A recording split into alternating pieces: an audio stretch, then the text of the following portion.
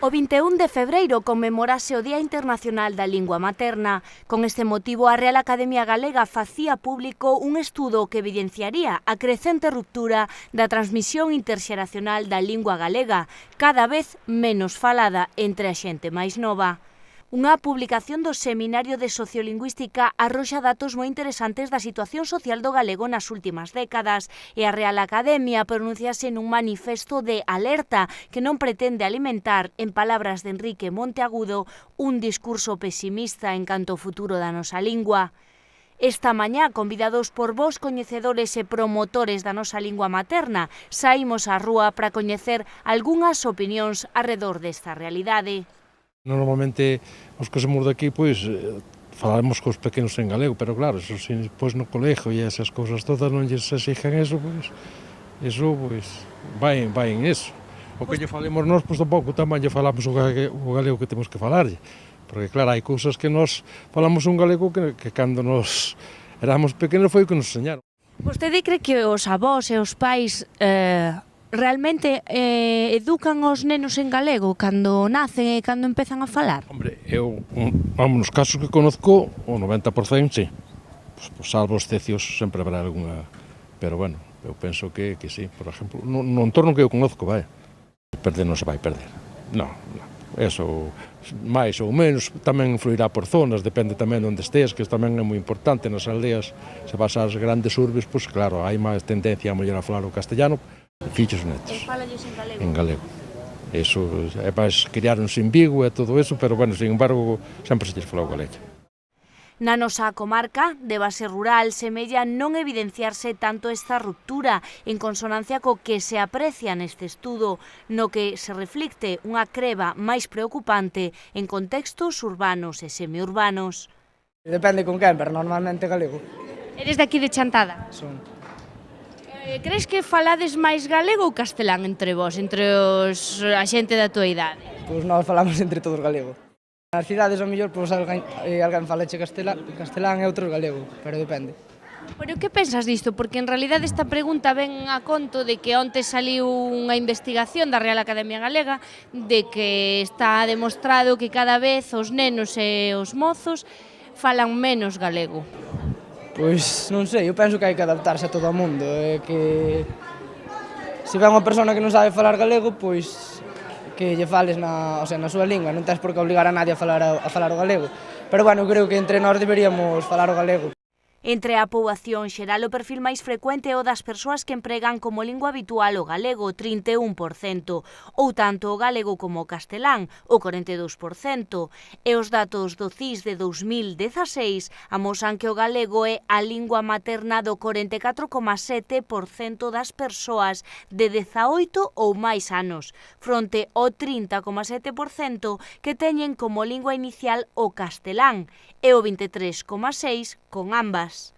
Pero se ten en conta a poboación máis nova dende os 5 anos e se detén no 65, a lingua inicial maioritaria empeza a ser o castelán, 38% fronte ao 34% do galego e o 28% de ambas. Eu, desde logo, confirmo eses datos porque están aí, coa miña experiencia profesional, que levo dando clases en distintos institutos de Galicia, pois vayas o que vayas, realmente os nenos non falan en galego, entre eles xa nada, casi prácticamente, salvo zonas de interior, como aquí Chantada, que hai unha poboación máis alta de nenos que o falan, pero sigue habendo ese problema diglósico da vergoña e tal, enseguida se incorporan ao castelán. Entón, os nenos pequenos tamén teñen o problema de que os pais non lles falan en galego, porque o mellor ti falas cos pais en galego e ves que son galego falantes, pero os nenos estánlles falando en castelán. A educación deixou de ser a través do que oen eles. Por iso, ao mesmo tempo, estáches vendo uns problemas tremendos para comprender, para captar a fonética do galego e para saber que, bueno, que teñen que valoralo, porque como na casa non lles están transmitindo ese valor patrimonial que temos tan importante, eles xa non lle dan valor. E entón é unha obriga ter que utilizalo nas clases de lingua galega concretamente e intentan evitalo a ser posible en moitos casos. A implicación dos docentes para impartir en galego as materias en xeral podería ter un papel fundamental. Segundo se interpreta deste estudo, os motivos non son tanto consecuencia da decisión das familias, senón que máis ben proceden de aspectos relacionados coa escasa presenza na socialización secundaria, nomeadamente no ámbito escolar e de maneira especial en determinados contextos semiurbanos. O profesorado podería facer moito por ela, e podría implicarse moito máis do que se están implicando. Aparte de cumplir as leis que non se cumpren, as leis de utilización, pero aparte que se debera obrigar a cumplir, es que eso xa lle corresponde a un goberno máis centrado na defensa da lingua, pois tamén sería a concienciación dos propios profesores. Eu supoño que aquí, en Chantada, pois afortunadamente, a lingua que se oe no recreo é o galego, maioritariamente, ou non?